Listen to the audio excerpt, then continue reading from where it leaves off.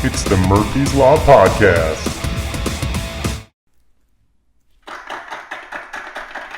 Hey, you guys. It's so good to see you guys on this Monday. We are only a couple weeks away from the end of distance learning, and as sad as that might be, because I know you guys love these videos, it's going to be exciting because we're finishing the year. You guys are finishing strong, and we are finishing a novel and a big discussion about the end of that novel. And we're going to make some movie connections too here between now and the end of the year. So let's take a look at the week.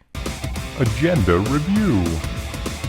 Couple of things here. You'll notice there is no reading this week because you have finished the book, or if you haven't finished the book, which was assigned last Thursday, you'll want to finish by tomorrow because we're going to talk about the end of the book later this week, and we don't want any spoilers, so finish it with us.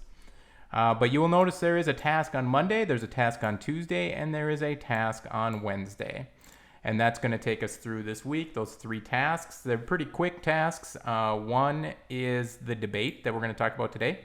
The other one is a connection to the video. So similar to things we've done before where we connect it to a film clip and you talk about comparisons and director's choices.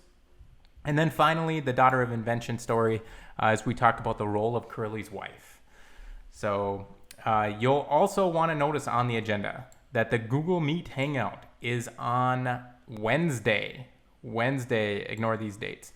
It's on Wednesday. It is not on Thursday. So we will have and it's optional, but it's going to be a Wednesday at 10 a.m., not Thursday, for a reason to be mentioned later. So my Thursday morning hours are being changed a little bit. And then basically the week then, Wednesday, Thursday, Friday, is turning things in. You turn in the thing that we're going to talk about today on Wednesday, turn in the video connection on Thursday, and then the Common Lit Daughter of Invention questions are due on Friday. Next week, we are going to be having our last parlay discussion about the whole novel. So that is the week in a nutshell. And now we're going to talk about the assignment that we're starting today. Assignment awareness. We're starting with a debate, a discussion that you have to choose a side, yes or no. And you're going to want to have as strong of evidence as possible for your position. All right, so the statement that we talked a little bit about last week, but it's Curly's wife is ultimately responsible for her own situation. So what ends up happening to Curly's wife, she is responsible. You're deciding yes or no on that. And then you're going to need to provide evidence and elaborate on that evidence to support your position, right? This is going to be a part of our writing topics for the final weeks of school. So this evidence is going to help you in all future discussions and writings on the book. So you're going to want to make sure you have strong evidence to support your position. You cannot sit on the fence on this one. So for specific examples, you'll want to look at the tutorial that is linked to the assignment in Google Classroom.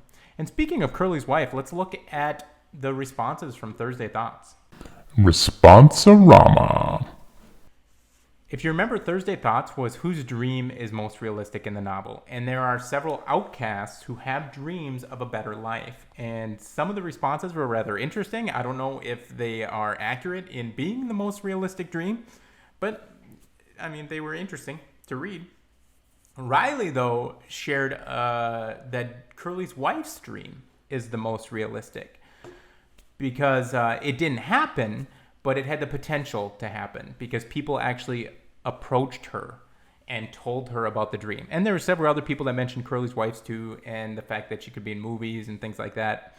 I did mention in the readings, though, if you listen to the readings, that perhaps those men's intentions with Curly's wife weren't honorable. They were just saying those things that she could be in movies just to try to get into a relationship with Curly's wife. And then she does even elaborate and says George and Lenny's dream probably won't happen just because of what's happened in the past and some of the foreshadowing in the novel and that kind of thing. So thanks to Riley for submitting that. Curly's wife's dream and her situation is going to also lead us into Melody Monday. It's Melody Monday.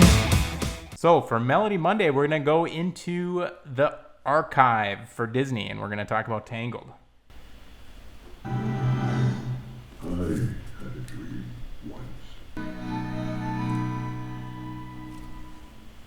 I'm malicious, mean and scary. My sneer could curdle dairy. And violence-wise, my hands are not the cleanest.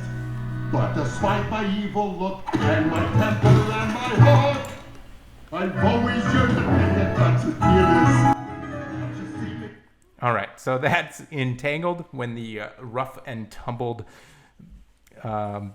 criminals are sharing their dreams with Rapunzel. And so here's the question then.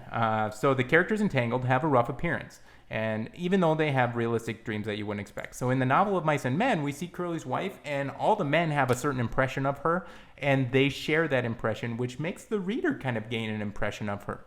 You know, that she's kind of flirty, and Candy calls her a tart, and George is very suspicious of her, and people treat her differently because of the impression they have of her. So after reading through chapter 5, does your impression of Curly's wife change once you know about a little bit of her backstory? If it does, why or why not? And we have a birthday shout out. Birthday shout out. Happy birthday to Alec D, who turns 14 today. So huge shout out to Alec D on your birthday. Enjoy your day. Other than that, that's all we got. So make sure you're developing your evidence for Curly's wife's situation. You yes or you no. And think about how your perspective of Curly's wife might have changed from the beginning of the novel and through chapter 5. Other than that, we'll catch you tomorrow on Murphy's Law Podcast, English 8. Catch you on the flippity flip.